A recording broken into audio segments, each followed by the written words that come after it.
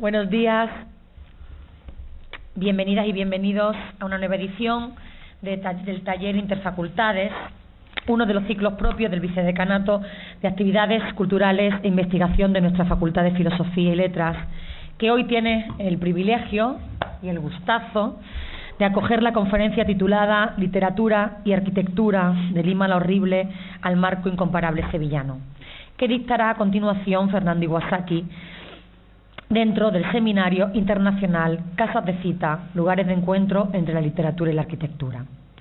Gracias por estar, Fernando, y aquí con nosotros, una vez más, en el Aula García Lorca, que ya es como tu casa, pero de verdad, y por colaborar con tanta prestancia y generosidad en todas las actividades, algunas más locas que otras como esta que te proponemos.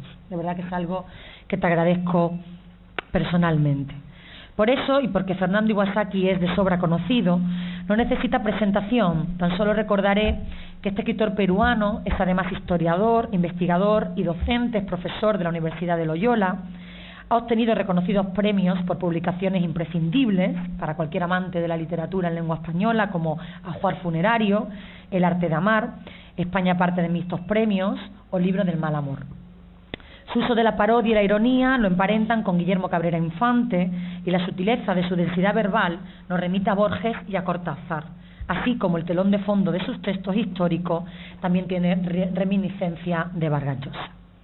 Es decir, su ficción es un lugar de encuentro de las poéticas más vanguardistas y experimentales de América Latina. No me voy a extender mucho más, lo importante es que tome la palabra él, que es el protagonista del acto. Simplemente quiero poner el énfasis en que el objetivo primordial de estos talleres interfacultades que pusimos en marcha hace apenas 2 años es promover el diálogo con otras ramas de conocimiento para favorecer con ello la interdisciplinariedad, el contacto con el otro, de donde surge el verdadero saber y la creatividad, a través de conferencias divulgativas y talleres que propicien el intercambio entre académicos y alumnos de diversas facultades y escuelas, como en este caso la de Arquitectura de la Universidad de Granada.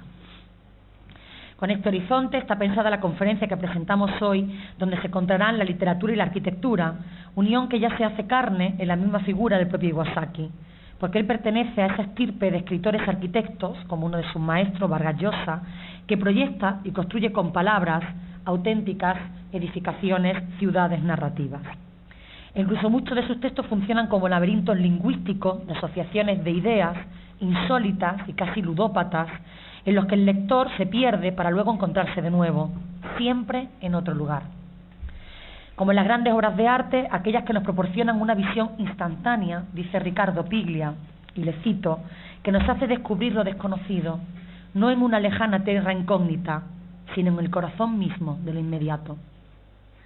Así que estoy segura de que también en esta charla descubriremos muchas cosas desconocidas, enriquecedoras y bellas de la lejana tierra peruana y de nuestra cercana Sevilla. Así que sin más dilación, pues le cedo con muchísimo cariño la palabra a Fernando. Bueno, muy bueno. Que funciona mejor porque tiene como mucho eco. Y si no, yo creo que somos un número estupendo como para prescindir de la tecnología si fuera el caso. Muchísimas gracias, Ana, por tus palabras. Yo quiero decir que me siento siempre muy contento de ver a Ana, de verla además en este estado de buena esperanza tan extraordinario, volver a la Universidad de Granada, y sobre todo me parece algo muy interesante que existan estas oportunidades de hablar desde la literatura, dialogando con otras especialidades, como en este caso la arquitectura. Yo creo que el espacio es muy importante para la literatura. Yo lo primero que me he dado cuenta al entrar aquí es que está todo el mundo sentado a este lado, por ejemplo, ¿no? Entonces yo me pongo a pensar y digo, claro, está más cerca de la puerta, pueden salir. Pero también puede ser que esa parte de allá tenga una cosa extraña y nadie quiere sentarse por esa zona, o que no haya ningún zurdo en la sala y todos sean diestros y así de esa manera no se estorban. Entonces ya de entrada, espacialmente, verlos así sentados me ha dado un poco de yuyu, y en cualquier caso puedo extraer ciertas conclusiones de ver cómo se han distribuido en el ambiente. Por otro lado, me gustaría decir que cuando Anita me invitó, directamente me planteó el tema de las ciudades. Y por supuesto tengo dos ciudades que son Lima y Sevilla, tengo muchas más, pero estas me conciernen de forma muy especial. Pero cuando descubrí que este encuentro con este título tan maravilloso de Casas de Citas, me encantan los juegos de palabras, era con la arquitectura, dije, yo podría haber hablado de otras cosas que tienen que ver con la arquitectura, ¿no? Porque a mí me ha parecido siempre sugerente que en todas las casas hay un cuarto donde se amontona todo. Esa especie de inconsciente arquitectónico que tenemos todos en nuestra casa, que cuando tenemos un montón de cosas que no sabemos qué hacer, van a parar al mismo espacio. Llámese cuarto, desván, sótano, ropero, lo que sea. Siempre hay un lugar que es el inconsciente de la casa. Siempre hay un cajón donde tenemos absolutamente metido todo de cualquier manera. Y yo como lector de psicoanálisis, que es una disciplina que siempre me ha gustado, no creo en ella, pero pienso que es una construcción fastuosa del intelecto, es decir, desde Freud hasta Lacan, pasando por Erich Fromm y Jung y Joseph Campbell, pues creo que estoy siempre leyendo psicoanálisis y me resulta muy sugerente, y creo que la relación entre la arquitectura, la literatura y el psicoanálisis está servida, es decir, todos tenemos un espacio dentro de nuestras viviendas que es ese lugar donde se amontonan todos los esqueletos de nuestra historia. Ese hubiera sido el primer tema que se me ocurrió, que se me podía haber ocurrido, pero claro, el segundo no puedo evitarlo. Casi he cambiado mi conferencia de hoy, porque hoy es el Día del Orgullo Friki. Yo me imagino que para ustedes esto es una cosa sin importancia, pero para mí es capital. Es decir, yo siento que fui educado sentimentalmente por los cómics, por las series, por las películas. Yo creo que he querido ir al notario solamente para que me den poderes. Entonces, poder hablar hoy de ciudades en Granada en el Día del Orgullo Friki habría sido fantástico. Nunca mejor dicho fantástico desde el punto de vista de los cómics. Entonces, esto me va a servir de introducción y al mismo tiempo de cierre de lo que voy a tratar el día de hoy. He tratado de vincular, ya verán ustedes si lo consigo o no, a Lima y Sevilla con los cómics y el mundo friki. Bueno, Lima es que es friki por naturaleza, o sea, si Kafka hubiera sido peruano, sería un escritor costumbrista, pero, en fin, nació en la República Checa y es el padre de la literatura fantástica. Pero piensen ustedes que las ciudades son imprescindibles para el mundo friki. Gotham City, la ciudad de Batman; Metrópolis, la ciudad de Superman, que por supuesto Superman nació en un pueblo de Kansas que se llamaba Smallville. O sea que es bueno saber que Superman también es de pueblo, se va a la ciudad como mucha gente. Pero es que Superman en su fortaleza tiene una ciudad de Krypton metida en una botella que se llama Kandor.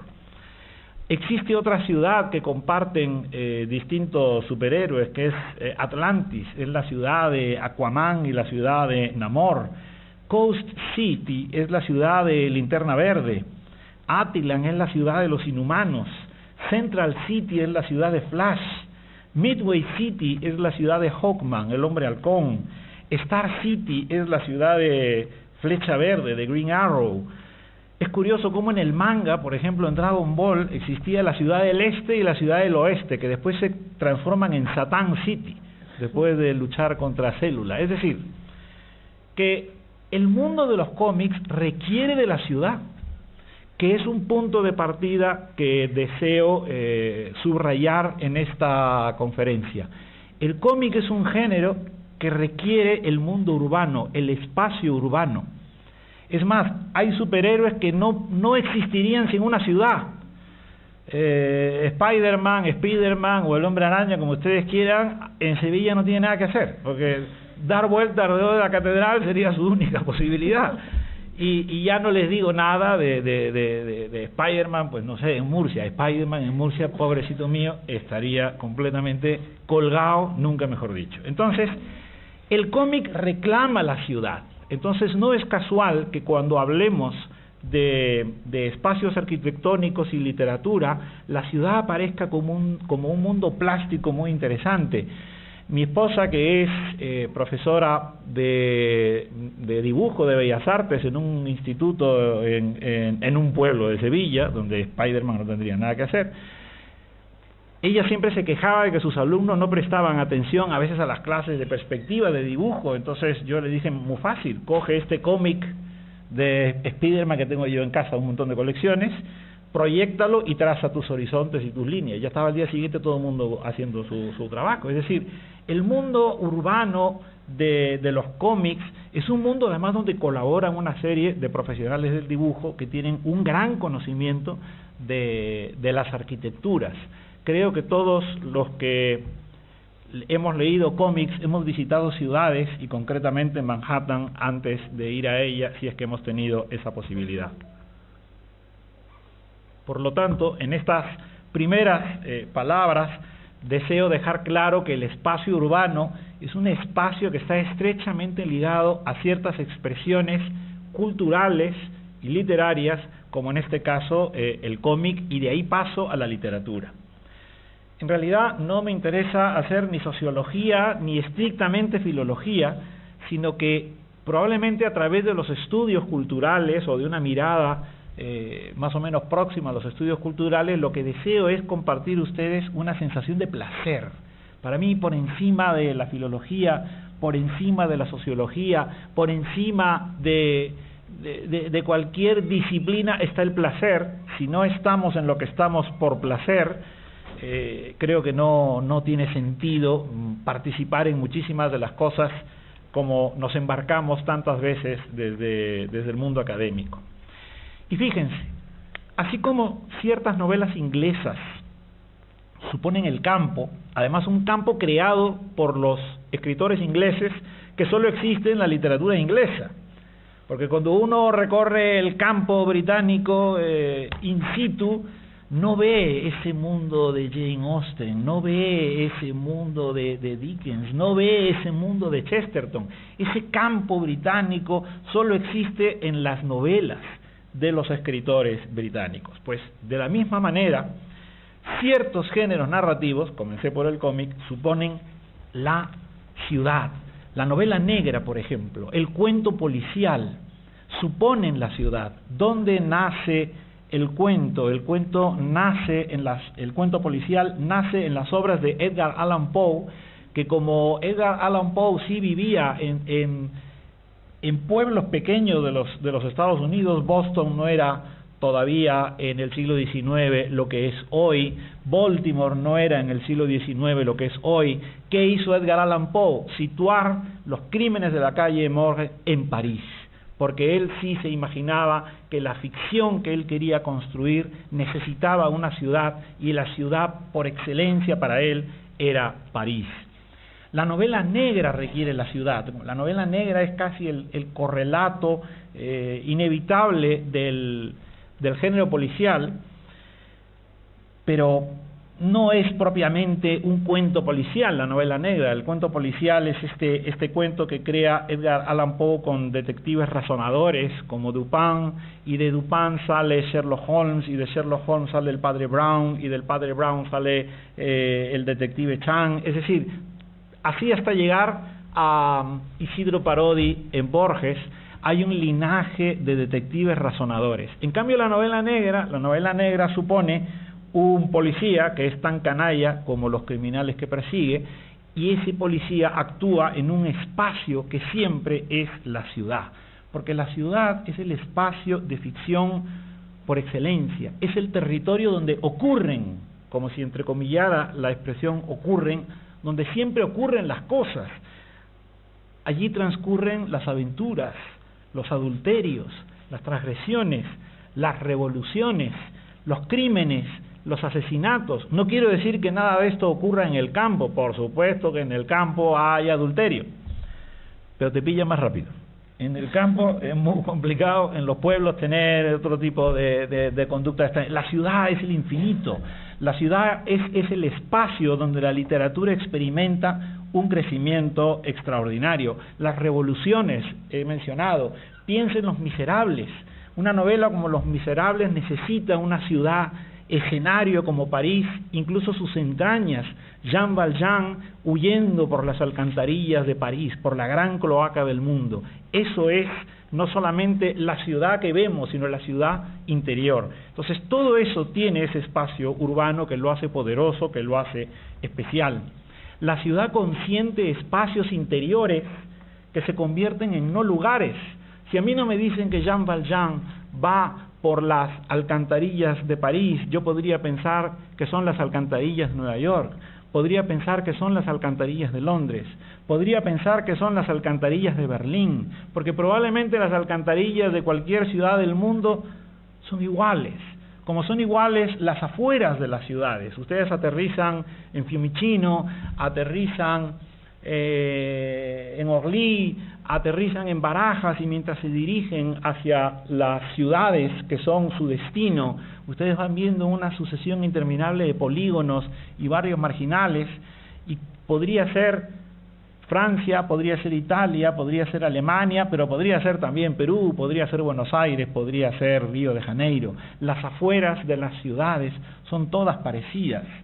Las estaciones de metro de las ciudades son muy parecidas entre sí. Hay no lugares dentro de todos estos mundos urbanos que también son como espacios sobre los cuales se escriben ficciones. Por supuesto, hay ciudades más literarias que otras. Hay ciudades que gracias a algunos autores, gracias a ciertos libros, se han convertido en ciudades con un poder maravilloso.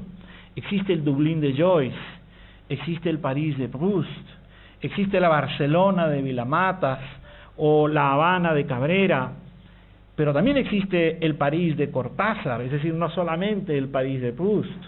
Y yo creo que eso es lo extraordinario, que se puede ser más de una ciudad que de un país.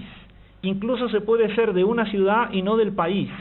Yo me puedo sentir sevillano y no hace falta que haya nacido en Sevilla.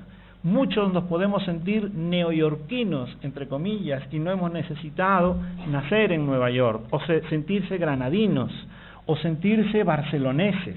La ciudad no nos pide esos documentos de identidad, esos certificados de residencia, esos visados que muchas veces solicitan los estados, los gobiernos y otras instituciones, en fin, que son espejismos burocráticos.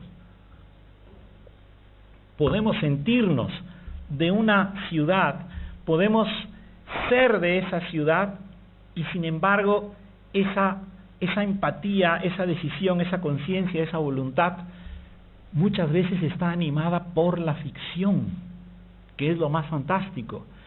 Somos tan lectores de obras que transcurren en Buenos Aires que podemos sentir que Buenos Aires nos concierne. Podemos devorar todas las novelas que transcurren en Manhattan y sentir que Manhattan nos concierne. Podemos leer un montón de obras que pasan en París y París nos concierne. Y viajamos a esas ciudades y sabemos a dónde ir, porque ya hemos creado a través de la ficción, cine o literatura, nuestro vínculo con esas ciudades. Yo quería decir todo esto como preámbulo porque pertenezco a dos ciudades que son muy diferentes, Sevilla y Lima, Lima y Sevilla, por sus connotaciones literarias. Y voy a comenzar hablando de Lima, porque además en mi título aparece de Lima la horrible al marco incomparable sevillano. Tengo que explicar este título. Lima la horrible, en realidad, es el título de un gran libro peruano que publicó el poeta Sebastián Salazar Bondy, pero que a su vez tomó el título de Lima la horrible de un poema de César Moro, publicado en La Tortuga Ecuestre, y que al término del poema dice: escribo este poema en Lima la horrible, y luego pone la fecha. Entonces Lima la horrible ya es un tópico. Para nosotros los peruanos, cuando nos dicen Lima la horrible, no nos sentimos ofendidos. No pensamos que nadie nos falte el respeto, no asumimos esto como una especie de desdoro. Ya tenemos muy claro que Lima es horrible. Y el libro de Sebastián Salazar Bondy es un libro que abunda en por qué Lima es horrible, y es lo que voy a tratar también de explicar. Pero lo interesante es que Lima no tiene una leyenda literaria creada por escritores extranjeros, como sí la tiene Sevilla, como la tiene Granada, como la tiene París. Lima es una ciudad cuya literatura ha sido escrita esencialmente por peruanos y para peruanos. Por ejemplo, Ricardo Palma con sus Tradiciones. Probablemente la primera gran obra literaria donde aparece Lima como escenario de narraciones. Pues Palma escribe sus tradiciones peruanas. Nunca se imaginó que las tradiciones peruanas se iban a leer en todo el ámbito de habla hispana. Juan Valera, por ejemplo, era un gran lector de las tradiciones peruanas. Incluso autores andaluces muy poco conocidos, como los hermanos Cuevas de Arcos de la Frontera, en Historias de una finca, en esa novela nos dicen que en toda la finca solo había 2 libros. Uno era un libro de estadística del campo andaluz y otro era las tradiciones peruanas de Ricardo Palma, cosa que a un peruano pues le llama la atención. Pero por lo demás, aparte del libro Las tradiciones peruanas, pues tenemos Lima la horrible de Salazar Bondy, y a partir de allí las obras de Vargas Llosa que transcurren en Lima, las obras de Alfredo Bryce que transcurren en Lima y las obras de Julio Ramón Ribeiro que transcurren en Lima, ninguna salva a Lima. Es decir, nadie niega que Lima sea horrible. Todos escriben a partir de que Lima es horrible, con la certeza de que Lima es horrible. Cuando Zabalita se pregunta cuándo se había jodido el Perú, que es la formulación exacta, no cuándo se jodió el Perú, Zabalita está recorriendo la ciudad, una ciudad que, como dice claramente, es color caca, y el cielo es gris. Esa ciudad horrible y asquerosa, esa era Lima. Y entonces, contemplando todo lo que tiene alrededor, Zabalita no puede más que preguntarse cuándo se había jodido el Perú. Con Julio Ramón Ribeiro, 3/4 de lo mismo. Uno de los cuentos más sobrecogedores de Ribeiro es Los gallinazos sin plumas. Y Los gallinazos sin plumas es un cuento que trata, perdónenme por contarles el final, pero así es la vida, es un cuento que trata de un hombre que cría cerdos en un vertedero de basura, y que ese hombre es un abusivo, ese hombre es un tirano, ese hombre golpea a sus nietos, y sus nietos un día se hartan y lo arrojan a los cerdos para que los cerdos se lo coman. Esa gente que vivía en los basurales, esa gente que vivía en los extrarradios de Lima, pues esa es la Lima la horrible sobre la que también escribe Ribeiro. Y lo mismo hace Bryce, aunque Alfredo Bryce crea espacios que son no lugares, como los clubes sofisticados a donde supuestamente va la oligarquía limeña. Luego estos hombres como el Buda salen de estos espacios protegidos, como estamos en el Día del Orgullo Friki, campos de fuerza, salen del campo de fuerza y se encuentran pues con toda la basura que rodea estos espacios tan privilegiados. Por lo tanto, todos los escritores peruanos, y me detengo en estos 3, en Vargas Llosa, Ribeiro y Bryce, porque considero que son los más importantes y probablemente los que alguno de ustedes ha leído alguna vez. Les aseguro que todos los que venimos después insistimos en que Lima es horrible, por lo tanto hay una unanimidad muy grande. Pues la idea de Lima como ciudad con estas características está muy entronizada. ¿Por qué horrible? Para empezar, y esto el que lo descubre es Salazar Bondy, porque Lima no es nada. Es decir, socialmente no es nada, culturalmente no es nada, pero es que arquitectónicamente tampoco es nada.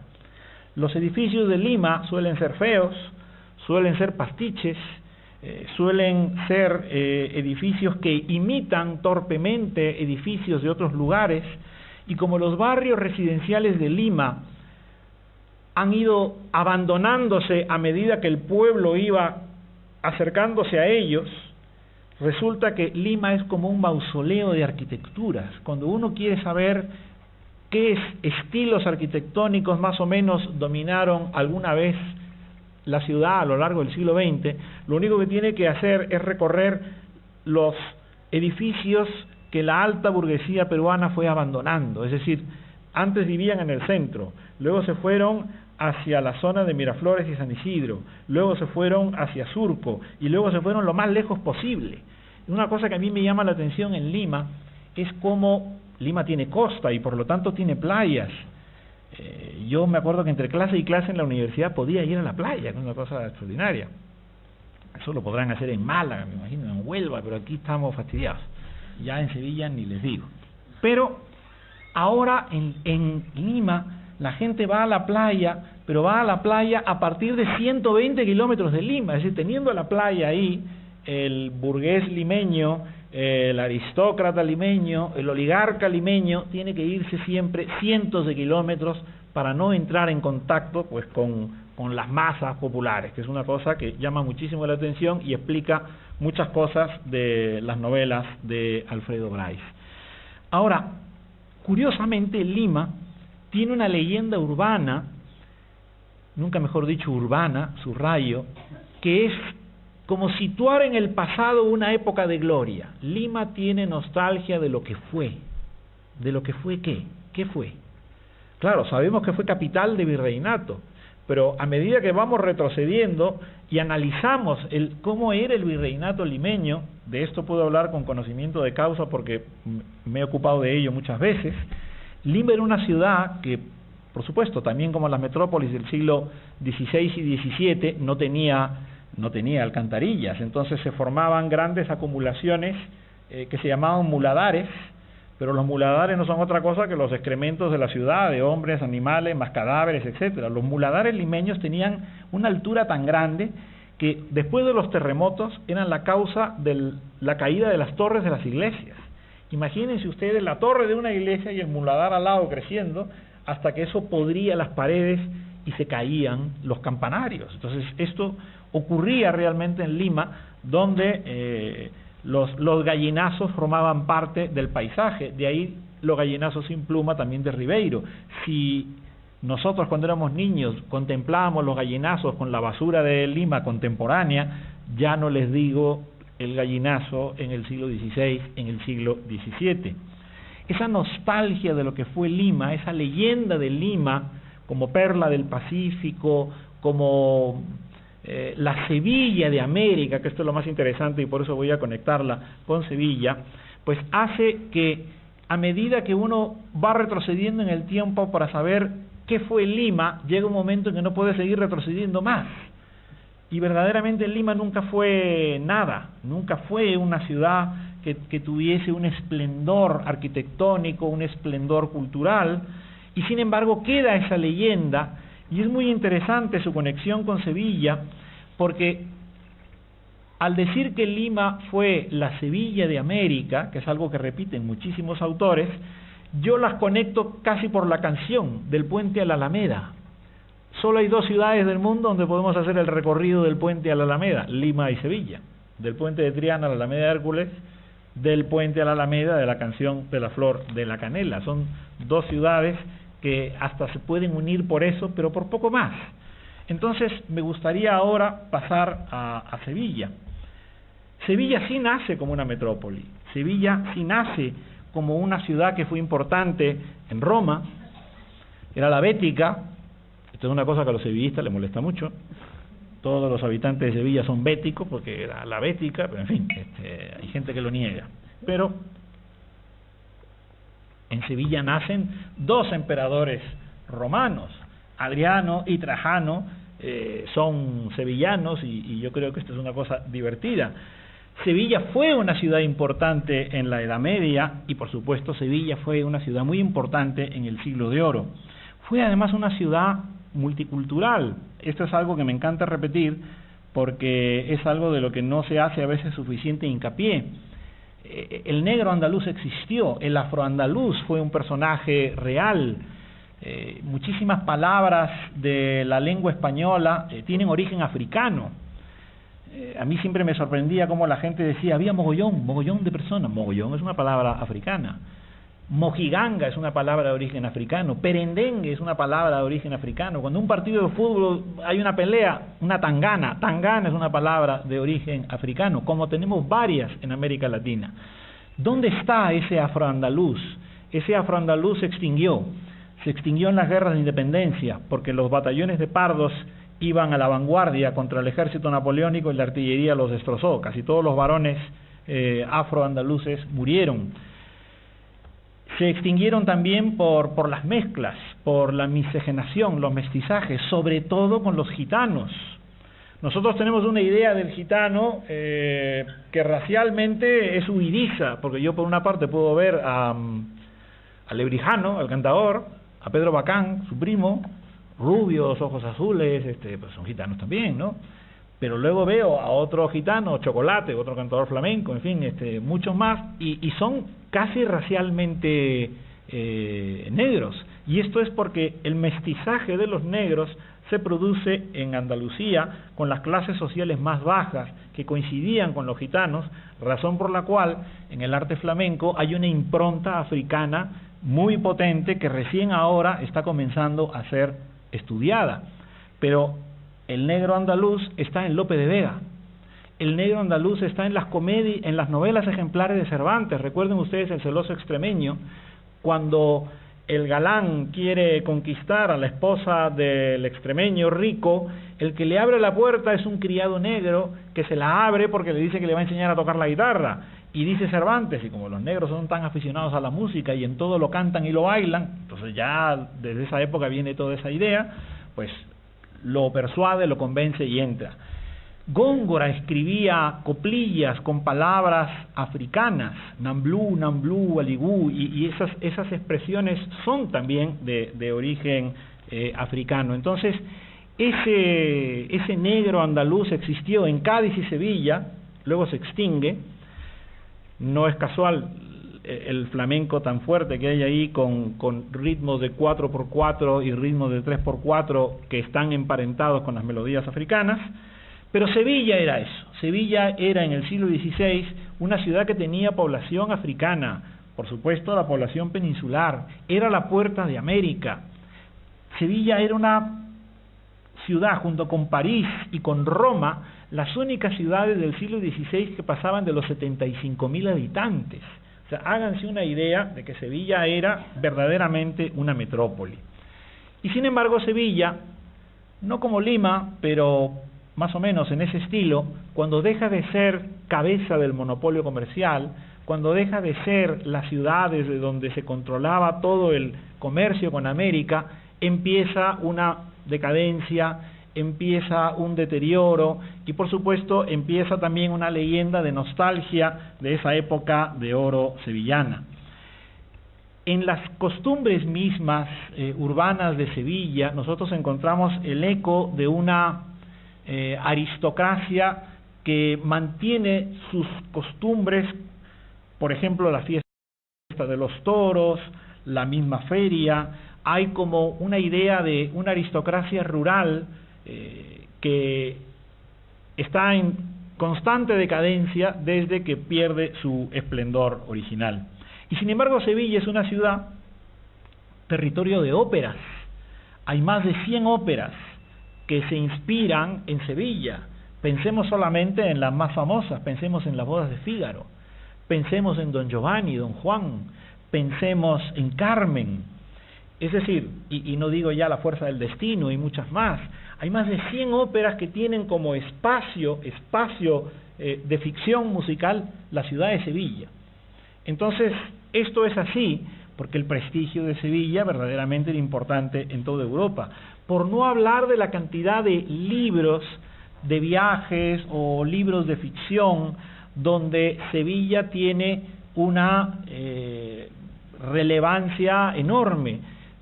Pienso desde las cartas de Lord Byron hasta Dan Brown. Fíjense, hay una novela de Dan Brown que transcurre en Sevilla, de Digital Fortress. Entonces todo esto nos debería hacer pensar pues que sí, que Sevilla es como ciudad un espacio urbano privilegiado. La pregunta es si está a la altura de otros espacios urbanos semejantes europeos, como puede ser Venecia, Oxford, Ginebra, si Sevilla asume su condición de capital cultural. Aquí ya hablo probablemente con mi propia perspectiva. Mi idea es que Sevilla ha descuidado ese capital cultural que tiene para convertirse en capital cultural. Ahí está el Estadio Olímpico, que ni es olímpico ni es estadio, porque ahí no juega ningún equipo, allí nunca ha habido olimpiadas, y sin embargo la inversión económica que se hizo en ese lugar fue una inversión fastuosa y sin embargo pues ese edificio ahí languidece y está en la incuria. Entonces, fíjense cómo Sevilla, pudiendo ser una capital cultural, no ha conseguido que un museo como el Bellas Artes de Sevilla, que es la segunda pinacoteca de España, se convierta en un referente de museos. Lo es mucho más Málaga. Hoy en día Málaga es una gran ciudad cultural, pero el Museo de Bellas Artes de Bilbao, con una colección que es muy digna y que es estupenda, pero que no es una colección en nombres, sobre todo del barroco, de Velázquez, Murillo, Valdés Leal, Zurbaranes, de esos tiene Sevilla muchísimos. Prácticamente es una colección que no está puesta en valor. La ciudad invierte mucho en ser una ciudad de congresos, como casi todas las ciudades en este momento, pero su atractivo cultural está en un segundo plano. Nosotros podemos visitar Londres y encontrar hasta 3 casas donde vivió Dickens. Hasta sabemos dónde vivió Sherlock Holmes, que no existió. Volvemos a lo friki. Pero en Sevilla nació Velázquez, no sabemos dónde estuvo. En Sevilla nació Becker, tampoco hay una casa de Becker que se muestre al público. Nació Cernuda, menos. Murillo, se acaba de descubrir que es falso el sitio que dicen que nació Murillo. De Cervantes sabemos dónde estuvo preso, pero no sabemos dónde vivió. Además ya no existe esa cárcel. O sea, fíjense, desde mi punto de vista, y puedo estar equivocado, una ciudad que tiene tantas virtudes, tantos tesoros, pero que no ha sido capaz de ponerlos en valor, e incluso echando mano de otras especialidades como podría ser la literatura o la arquitectura, para que eso destaque y se pueda convertir en una referencia. Sevilla no puede ser nunca horrible como lo es Lima, porque es el original. Lima es su copia, su mala copia. Pero aquí viene lo bueno, ambas pueden ser frikis, y aquí voy a conectar con el comienzo. ¿Dónde aparece Lima? Pues es curioso, Lima aparece en los cómics y Lima aparece en las obras de Lovecraft. Comencemos por Lovecraft. Lovecraft crea, Howard Phillips Lovecraft, una suerte de mitología siniestra, estos dioses primordiales que existían en el mundo desde antes de que existiera, digamos, la Tierra como tal, fuerzas malignas, Chultu, Yog-Sothoth, y una serie de criaturas extrañas y medio submarinas. Bueno, pues para poder conocer todo este universo, Lovecraft inventa un libro apócrifo escrito supuestamente por el árabe loco Abdul al-Hazret. Este libro se llamaba el Necronomicon, y nos dice Lovecraft que solamente quedan 3 ejemplares en todo el mundo del Necronomicon. Uno, que además fue impreso en Toledo, un honor para Toledo, por supuesto, ¿no? Pero uno está en Buenos Aires, una cosa divertida. Otro está en la biblioteca de la Universidad de Arkham, donde transcurren casi todas las historias de Lovecraft. Pero otro está en la biblioteca de la Universidad San Marcos de Lima, lo cual nos llena de orgullo a todos los peruanos. Que un libro maldito esté allí es una cosa fantástica. Pero ya no solamente es Lovecraft con el libro del Necronomicon, es que las criaturas que Lovecraft imagina, estas aberraciones horrendas, tienen el aspecto de las criaturas de la iconografía de las culturas prehispánicas peruanas, de la cultura chavín y de la cultura chimú. Por supuesto, esto se explica porque cuando Lovecraft escribía sus cuentos, los arqueólogos estaban descubriendo todas estas cosas, y le pareció todo eso pues tan feo que dijo, esto tiene que ser un monstruo de los míos. Y a mí me parece que también eso es una cosa muy divertida. De ahí sacó, como era lector de Lovecraft, Stan Lee para el mundo Marvel. Cuando Stan Lee empieza a hacer las historias de Thor y de los Vengadores y de todos estos héroes, se inventa que hay una serie de criaturas que llegaron del espacio, los Kree, que están enterrados también en algún lugar del planeta, y casi siempre ese lugar era el Perú, y además en Lima, donde estaba Pachacamac, ¿no? Entonces, otra cosa que nos llena de emoción, por lo menos a mí como peruano y como friki, es que Lima se haya construido sobre un monstruo. Entonces es una cosa que ya nos emparenta con Godzilla y los japoneses, ¿no? Porque Godzilla es una cosa parecida. Pero bueno, un respeto para Godzilla. ¿Qué pasa con Sevilla? Bueno, lo de Sevilla ya me parece extraordinario. Cada día llega un nuevo tipo de turista a Sevilla, que ya no es ese turista, porque hay varios tipos de turistas. Está el turista rico, a ese casi nunca lo vemos. Está metido en sus ecosistemas hoteleros 5 estrellas, se le ve poco. Está el turista de botella de agua y chancla y mochila, ese está por todos lados. Pero luego ha aparecido el turista despedida de soltero, que yo me imagino que aquí a Granada ha llegado cuando ven a una tropa de gente corriendo por las ciudades, disfrazados, pues no sé, de Pluto, ¿no? Entonces, eso es que van a hacerle una despedida de soltero a alguien, y pueden venir de Italia, pueden venir de Londres, de donde sea. No sé por qué han elegido España como lugar para la despedida de soltero. Pero hay en Sevilla un cuarto tipo de turista, que es el friki, que esto ya lo he podido comprobar, que es el turista que quiere ver el planeta Naboo. O sea, es un turista que te para por la calle y te pregunta, por favor, la plaza del planeta Naboo. Todo esto además en inglés, por supuesto. I would like to know the Naboo place. Entonces ese municipal sevillano que ha sido entrenado para explicar dónde está la maestranza, dónde está la casa de Pilatos, que tú quieres saber, ¿no?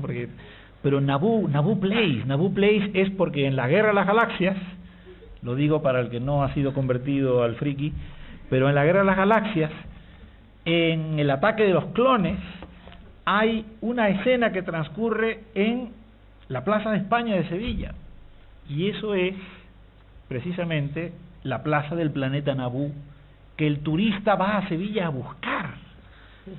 Y eso me parece conmovedor, que alguien venga de Japón, de Nueva York, de Berlín, para preguntarte por el planeta Naboo a Sevilla. Es una cosa que a mí me parece ya inverosímil. Ya está llegando la gente que pregunta, y aquí se me escapan porque no he visto ni un episodio de esto, por los escenarios de Juegos de Tronos, que empiezan a preguntar por unos lugares insólitos.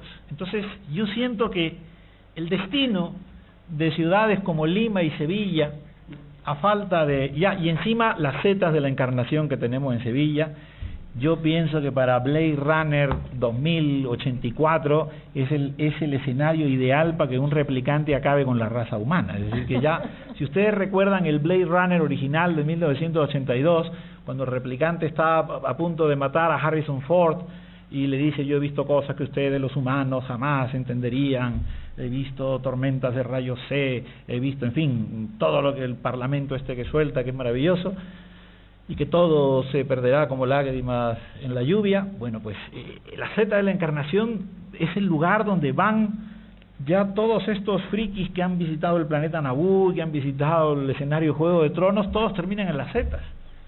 A mí me parece que el Día del Orgullo Friki, tal día como hoy, 25 de mayo, debería tener una cabalgata. La cabalgata del Orgullo Friki que saliera del planeta Naboo en la Plaza España de Sevilla y terminara en las setas de la Encarnación. Yo creo que eso sería el justo homenaje a todo este recorrido que he hecho de ficción, ciudades, literatura y cómics en el Día del Orgullo Friki, porque nuestro futuro, por lo menos como destino turístico, y ir más allá de la despedida de solteros, cuando tengamos a los orcos, a los Super Saiyans y a todos los caballeros Jedi desfilando por nuestras ciudades, probablemente se creen mucho más puestos de trabajo. Muchísimas gracias.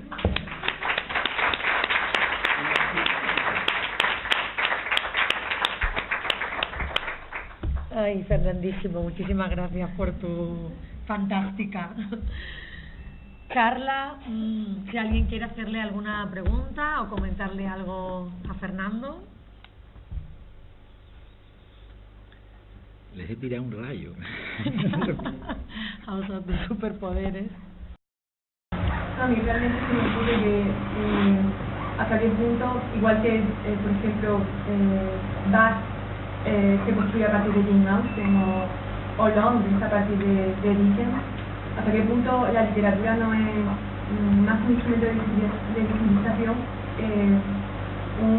una herramienta de construcción arquitectónica, ¿no? de creación simbólica, ¿no? Porque bueno, puede existir una construcción, ¿no? Pero esa construcción si no tiene una carga simbólica que la envuelva realmente no es nada, ¿no? Me ha gustado esa pregunta y la referencia a Bath. Para quienes no conozcan Bath tiene un tipo de construcción que le presta una atención muy especial a las chimeneas. Tú recuerdas las chimeneas de Bath, hay siempre 3 sobre cada tejado. Nadie puede saltarse lo que es el estilo de esos tejados, y estamos sobre todo hablando de la parte histórica de Bath. Me parece muy bien traída la referencia a Jane Austen, porque si no recuerdo mal, la casa de Jane Austen está en la cuesta, en la subida hacia el Royal Crescent, donde están unas plataneras de Indias extraordinarias, y es una ciudad que a su vez se construye alrededor de las termas romanas, de ahí también el nombre. Los ingleses han sido siempre, en la zona de Bath, muy respetuosos de lo que debería ser el estilo de la ciudad. Ahora vayamos a Sevilla y Lima, por ejemplo. Eso en Sevilla ha desaparecido. Yo diría que incluso ha desaparecido casi de todas las ciudades de España. Yo voy a decir algo que no lo puedo demostrar, me encantaría hacerlo, pero sospecho que acabaría preso. Pero si ustedes buscan fotos de plazas de pueblos y ciudades de España del año 90 para atrás, verán los adoquines, verán los ajedrezados de algunas plazas, verán sus butacas, cada una con su propio estilo. Del año 90 en adelante, todas las plazas son iguales.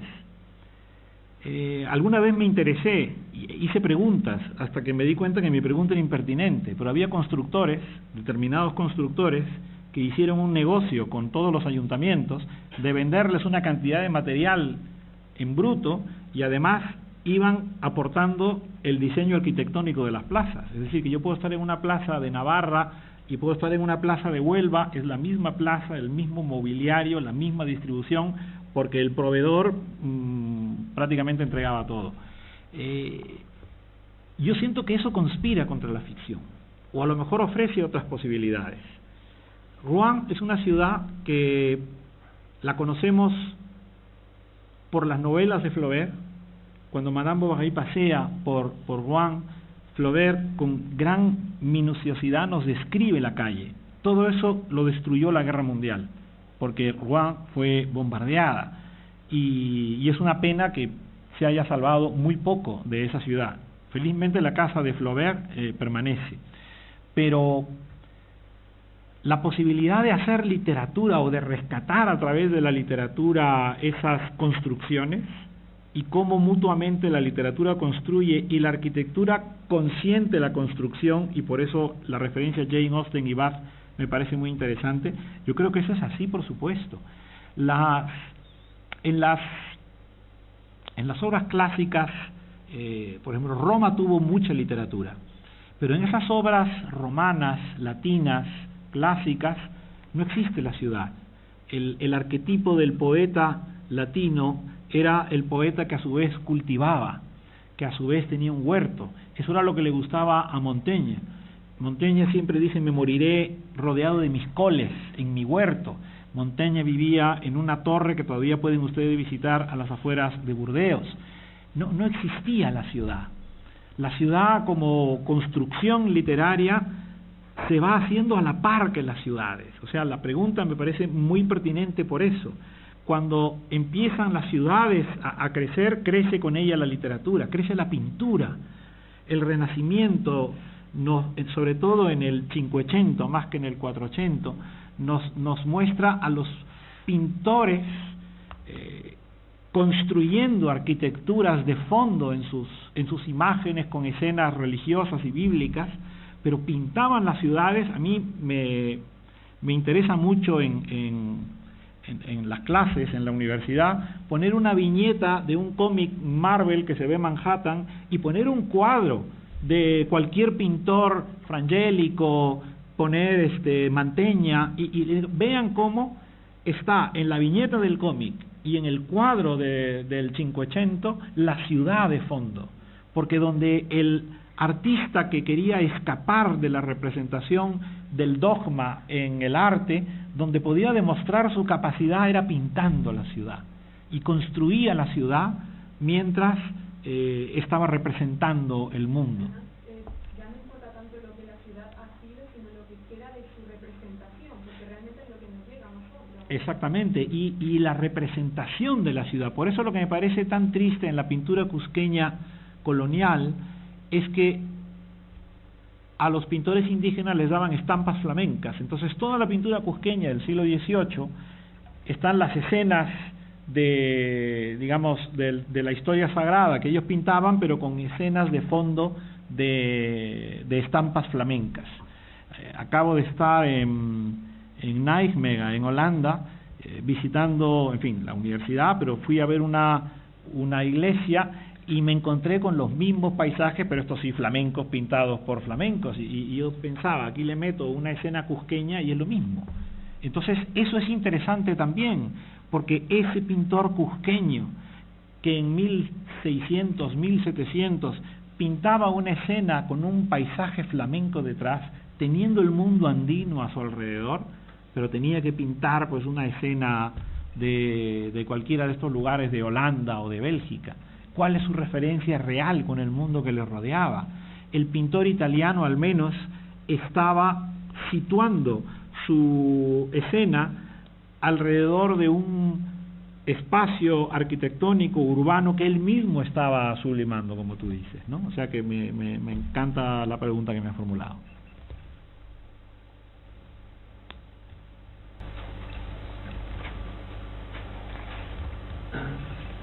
Quisiera plantear una pequeña queja. Por favor, por favor. No, un matiz. He hablado poco del manga, lo sé. He hablado un poco del manga. Por ejemplo.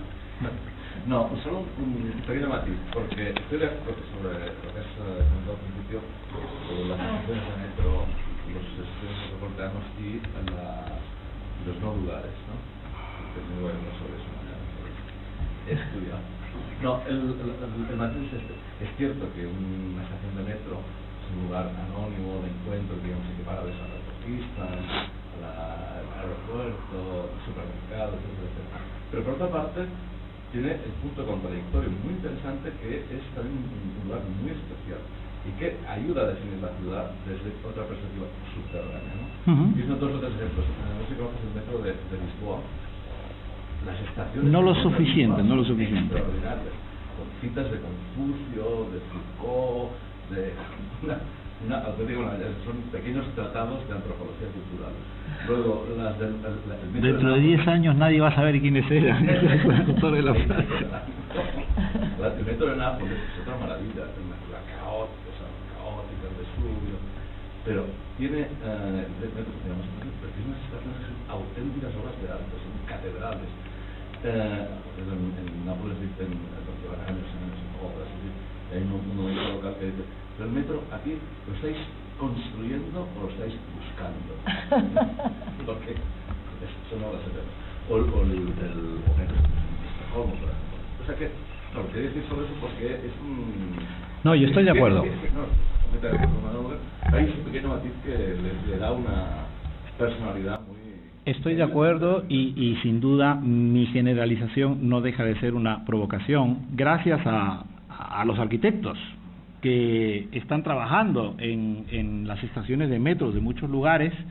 Esas estaciones de metro tienen una personalidad. Es que estoy pensando en estaciones del metro en México, estoy pensando en estaciones de metro en París, que ha habido también una remodelación, pero a veces la imagen de estación de metro que tenemos casi todos en el imaginario es Manhattan, ¿no?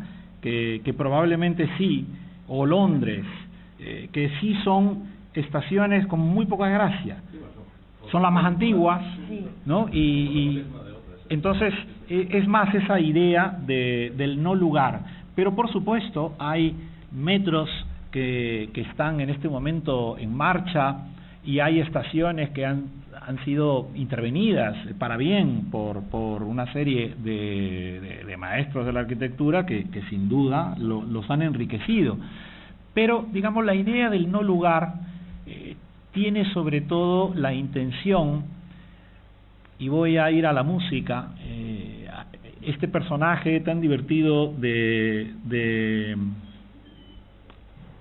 los Beatles, el Nowhere Man, el hombre de ningún sitio, en realidad, ¿no? Es la tercera canción del lado A de Rubber Soul. Yo soy antiguo, entonces tengo que pensar en la cara A y la cara B, pero la idea del Nowhere Man, y para quienes hayan visto la película en inglés de animación del Yellow Submarine, cuando se encuentran los Beatles con el Nowhere Man hace una explicación de por qué él no es de ningún sitio.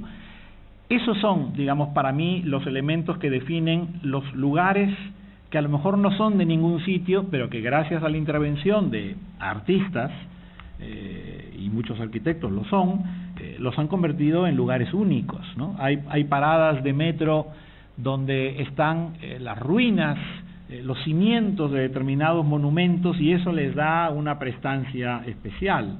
Entonces, por supuesto que eso es así, pero me imagino que algunas ciudades han preferido, por razones de costo, tener unas estaciones de lo más simples y homogéneas para no hacer grandes diferencias, ¿sabes? Pero, digamos, me parece muy bien traída la observación y la queja. Por seguir con el hilo de los metros, no es extraño que el metro de Nápoles lo esté haciendo un portugués que se llama Álvaro Silva. Ah, no me digas. Sí, que es autor de una estación en un puerto hermosísima. Entonces aquí la gran novedad es que los arquitectos, y no los ingenieros, se estén ocupando de algunas estaciones que estén dando otro carácter, estén intentando dibujo, etcétera. O sea que no solo Salvador Sobral, también los arquitectos están dando la cara por Portugal. Algunos que son buenos, hay otros que... Y yo, por adelantar también lo que yo voy a tratar, que tiene que ver con esto y tiene que ver con Montaigne, con el cual voy a comenzar yo mi conversación, la reivindicación del lugar de trabajo de Michel de Montaigne. Y un lugar que yo le voy a recomendar a mis amigos que no vayan. Con las vigas escritas. Esa auténtica y primogénita casa de cita. No, y quería comentar algo de lo que tú hablabas respecto a Sevilla. Yo estoy en contra de las casas de los escritores, de la musealización, necro no sé qué, de la casa, del lugar en el que estuvo el artista, en el que llega a ser, cuando además todo es falso, como sucede en la casa de Montaigne, donde está el lugar, pero toda la decoración que hay alrededor es una pura musealización contemporánea, ¿no? Entonces, si en Sevilla se cayera en la tentación de la casa de Velázquez, fue importante en Sevilla mientras allí tuvieron su estudio de costura Vittorio Luquino. Es verdad. Pero nunca se demostró que fuera de Velázquez. Que fuera de Velázquez. Claro, pero esa es parte de mi argumentación, ¿ah? Es decir... pero ahora se está utilizando... Uno va a Roma, a uno de los sitios que hay que peregrinar, que es el cementerio inglés. Santa Cecilia in Trastevere, que es donde está una de las esculturas más hermosas que ha hecho la especie humana.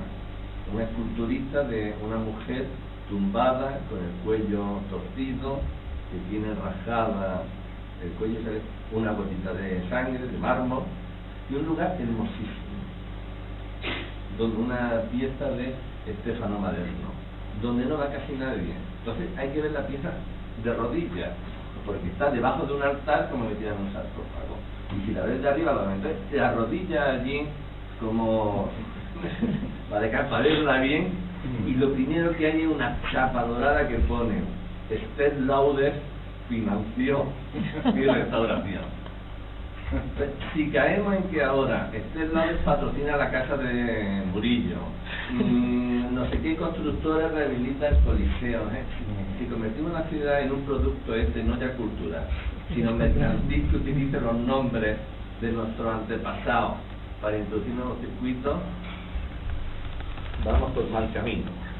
Entonces creo que preservar la memoria de nuestros muertos es mejor que no tengan cárcel, ni tengan monumentos y que solo se queden, ¿no?, en la memoria de la ciudadanía, salvadas sean algunas excepciones documentadas y que tienen. Pero Luis Cernuda en Sevilla, en la calle Aire, que hay una cristalina. Es falsa esa, no, la de la calle Aire es falsa, es de un suizo que lo puso y me lo contó para ligar, que eso no es una cosa, y se liga con esta placa, me dice sí se liga, o sea que de la máscara y la invención, la mercadotecnia. Pero por ejemplo yo está el poema de Cernuda sobre la lápida sobre la calle del Aire de Rimbaud y Verlaine, que es justamente la puesta en duda de ese tipo de recordatorio. Hablamos de esta placa que está en la calle Aire, ¿no?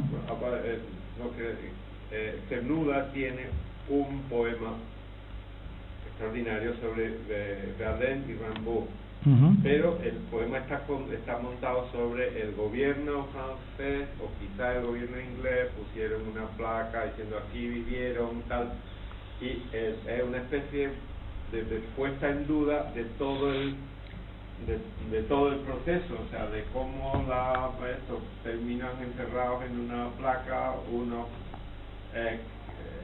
personas, ¿no?, que resulta como oficializado, sí. Y en el poema se encarga de recordar que eran completamente marginales, ¿no? Y o sea que hay dentro del propio poema de Cernuda hay ya una meditación muy intensa sobre todos esos procesos que, bueno, más o menos por otra parte se llevan a cabo en las ciudades, ¿no?, más o menos. Yo no estoy a favor del pastiche, creo que ese es el problema de Lima, que es una ciudad pastiche, pero sí estoy a favor de la memoria. A mí me encanta recorrer París y ver cómo en un hotelito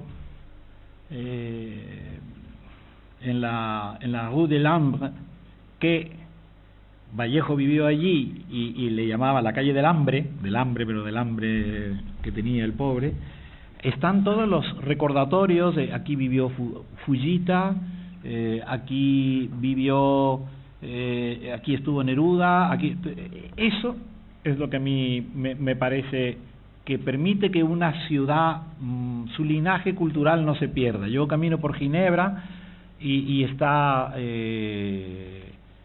el recordatorio, pues no sé, de Voltaire, de Saussure, de Borges. Hasta cuando Borges vivió en Ginebra, ahí está la placa. El hotel donde murió Wilde, que está en la Rue de Beaux-Arts, en París, allí hay una placa que dice, este es el hotel donde muere Oscar Wilde, y al costado, y aquí se alojaba Borges, porque Borges quería ir siempre a alojarse donde... A mí me parece que eso es lo que no hemos hecho en algunas ciudades. Por ejemplo, en Moscú, ¿no?, que a mí me llamó la atención la casa esa creo que se llama la casa del malecón. Y ahí la cosa es como verlo deprisa y no como los caracteres cirílicos tampoco se leen así, bueno, tal, pero las cifras sí. Entonces hay una serie de lápidas, un friso así, y lo que se ve a primera vista es 1893, 1936, 1898, 1937, 1901, 1936, 1902, 1937. Y era la casa de los escritores que todos resultaron exterminados en los procesos de Moscú, ¿no? Y de repente ves la puerta de entrada para uno que no lee ruso a la primera, pues no sabes después si ya es un fulanito, y de los nombres pues igual te suena uno entre pero hay 100 y de pronto dices pues esta clase de memoria que es historia, cuando te aproxima a la historia, pues sí merece la pena. Claro. Ni aquí. No, yo iba a comentar, hay una cuestión con la ciudad que no sé si se ha tratado en otra mañana, que la idea de que cada vez más las ciudades, por lo menos en España ocurre, en Granada tenemos una ley cívica, que cada vez más vemos carteles en un bar que no se puede jugar con la pelota, no pisar el césped, no pasear el perro, y la idea de que la ciudad se convierte en un lugar de tránsito o en un gran escaparate en el que participa lo que todos han comentado, puede participar también esa idea de, bueno, poner a un escritor o la casa del escritor convierte en un escaparate turístico, la despedida de soltero, vemos el boom de la vivienda, por Albaicín, en Sacromonte, de aquí a 10 años no va a vivir ningún foráneo ahí, ninguna persona de aquí y de allí, porque va a ser todo Airbnb, va a ser todo para el gran público. Y hay una tendencia a reivindicar desde el mundo del arte, sobre todo desde la performance, y en Bellas Artes conozco gente que lo han hecho y trabajan mucho con esa idea de reivindicar los espacios de la ciudad como espacios habitables. Y lo hacen de muchas maneras. La pregunta es, ¿tú crees que la literatura puede o debe empezar o empezar también a reivindicar ese espacio, a reivindicar la ciudad como un espacio habitable, o si ya lo hace de alguna forma, o si no crees que la literatura pueda participar incluso de esa estetización del espacio de la ciudad como un espacio de muestrario? Yo creo que todo eso se da, pero pienso que todo eso debe darse de una forma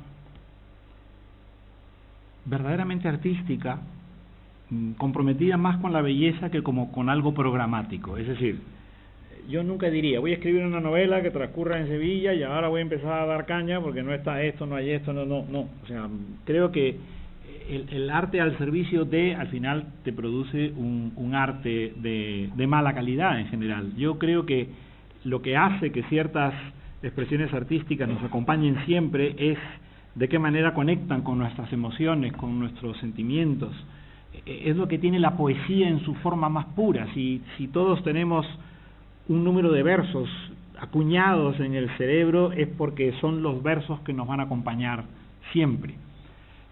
Eso no quita que haya habido otros versos al servicio de y que también más o menos tengamos relación con ellos, pero los que nos llegan a esa parte tan profunda que Gracián decía que era el pasto del alma, me gusta la expresión, esos solamente llegan por el lado de la belleza y de la emoción.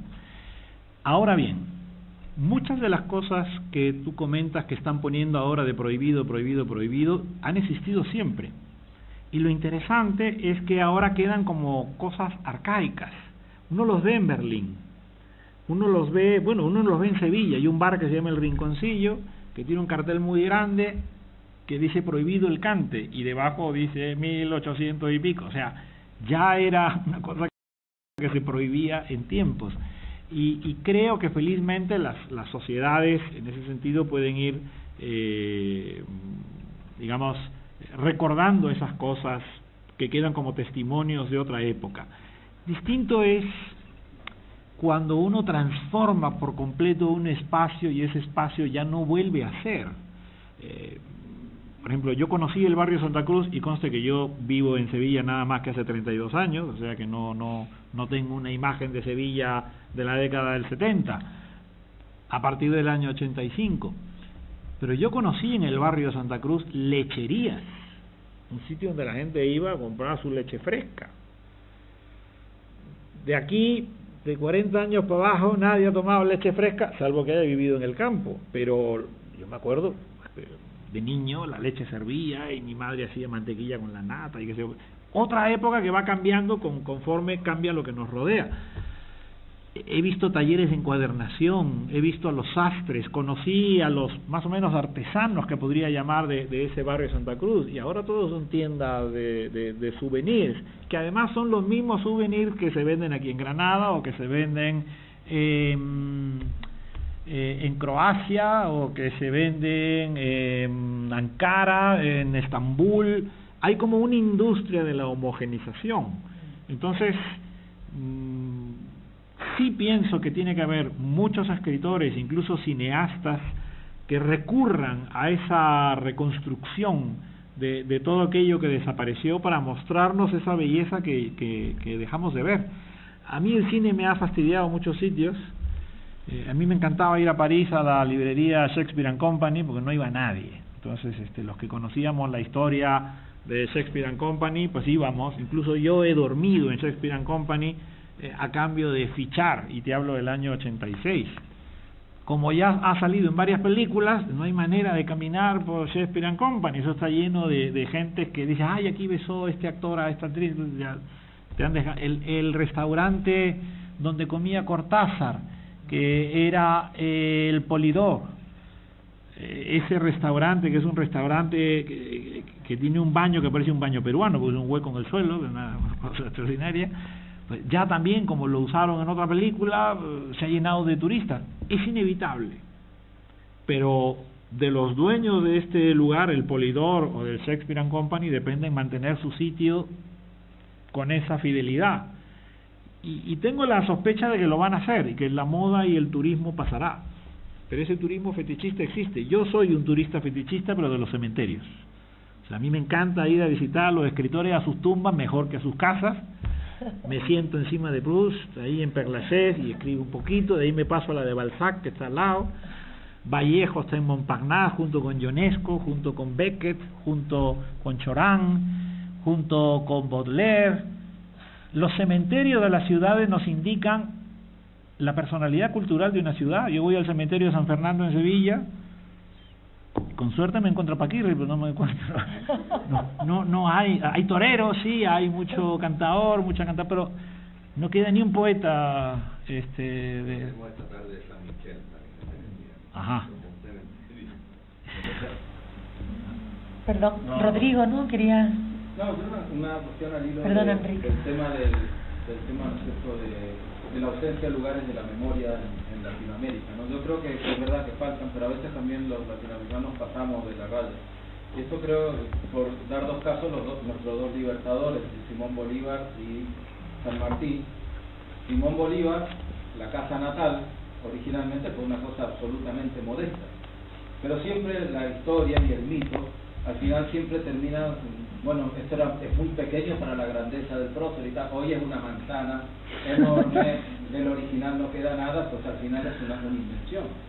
El caso de San Martín otro tanto. San Martín nace en 1778, cuando intentan, bueno, hacer lo de la casa natal de San Martín, pues eligen de Yapeyú la casa más antigua que existía, que era de 1820, es decir, de 40 años después de eso, pero bueno, bien, entonces la convierten en la casa natal, que antes no era, y curiosamente, pues, aún siendo casa natal, pues también queda muy pequeña, porque San Martín era tan importante y tan grande que al final la encierran adentro, ¿no es cierto?, un gran mausoleo que curiosamente es neocolonial, o sea, contra todo lo que luchó San Martín, pues justamente la imagen hoy del lugar es esa. Entonces, por eso digo, también es una cuestión como de palincesto sí. Que tenemos en... Está muy... Además suena bonito. Vamos a ampliar la casa de San Martín, vamos a hacer obra, vamos a... Se destruye el original, después nos arrepentimos y volvemos a construir desde el falso histórico, copiando lo que destruimos. Antes que se hablara... Hablando claro. Que se destruye el portal de Botonero y tal, para construir en los años 40 lo que hay hoy. Acabas de demostrar que antes que se hablara de la posverdad ya existía arquitectónicamente, o sea que la posverdad arquitectónica. Sí, quería... Pero eso decir un poco lo que he hecho antes, aquí mi comentario estoy hablando, porque hay en Inglaterra, entre los grupos de antropólogos, hace unos 10 años, han desarrollado un tipo de estudios muy interesantes que lo llaman tanaturismo. El ir a visitar los campos de concentración, los cementerios, y que es, claro, muy específico. Pero, a ver, yo debo de reconocer que visitar los campos de concentración siempre me ha producido mucha grima, y lo digo además con conocimiento de causa. Tengo un yerno berlinés y la familia se sigue azotando y nos llevan a todos los parientes políticos a ver esas cosas para compartir, como ellos dicen, su vergüenza, porque es muy interesante la relación que ellos tienen con todos esos lugares. Pero yo creo que los De los cementerios se aprende mucho. Por ejemplo, es fantástico cómo en Père Lachaise están enterradas en la misma tumba Edith Piaf, su marido y su amante, Theo. Eso es la civilización, es una cosa...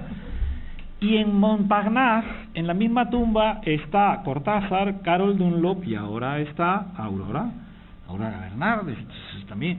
Y yo siento que eso nos da una información. Además, la tumba de Cortázar tiene lo que sería la interpretación de un cronopio, es una cosa que por lo menos yo he querido ser muchas veces en mi vida, un cronopio.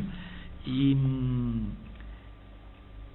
esa forma como en Baltimore, donde está enterrado Edgar Allan Poe, en el mismo cementerio, en Westminster, en el mismo cementerio hay 2 tumbas. Y visitando las 2 tumbas de Edgar Allan Poe, a mí me pasó una cosa que a lo mejor no es así, pero sería maravilloso que fuera verdad. Una de las 2 tumbas de Edgar Allan Poe está cerca de una zona del cementerio digamos, donde se enterraban los pobres. Y allí hay una familia completa que eran los Holmes.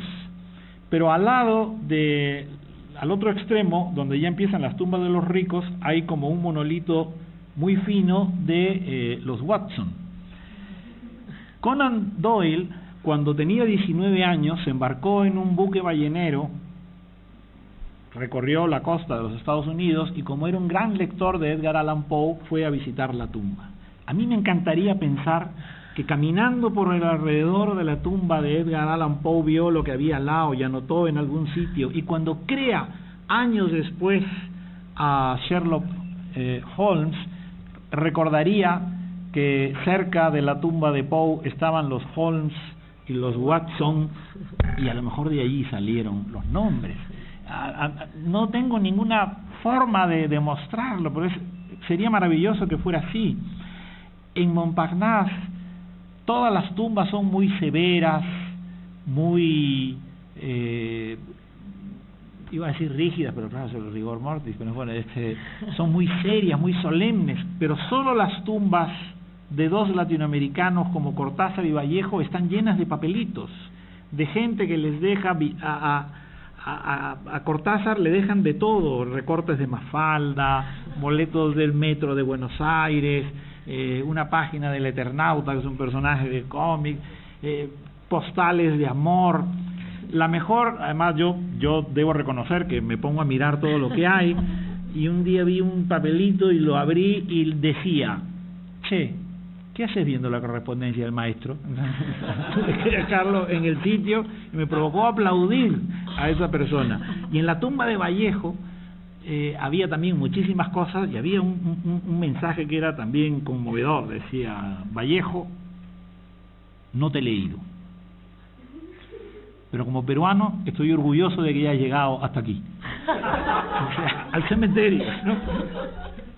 La tumba de Oscar Wilde en Père Lachaise, si van a París, no se la pierdan, por favor. Está llena de besos, pero de besos que la gente se pone, se pinta y le mete un beso, y la tumba está llena de besos. Algunos besos son tan altos que yo me imagino a alguien subiendo a otro.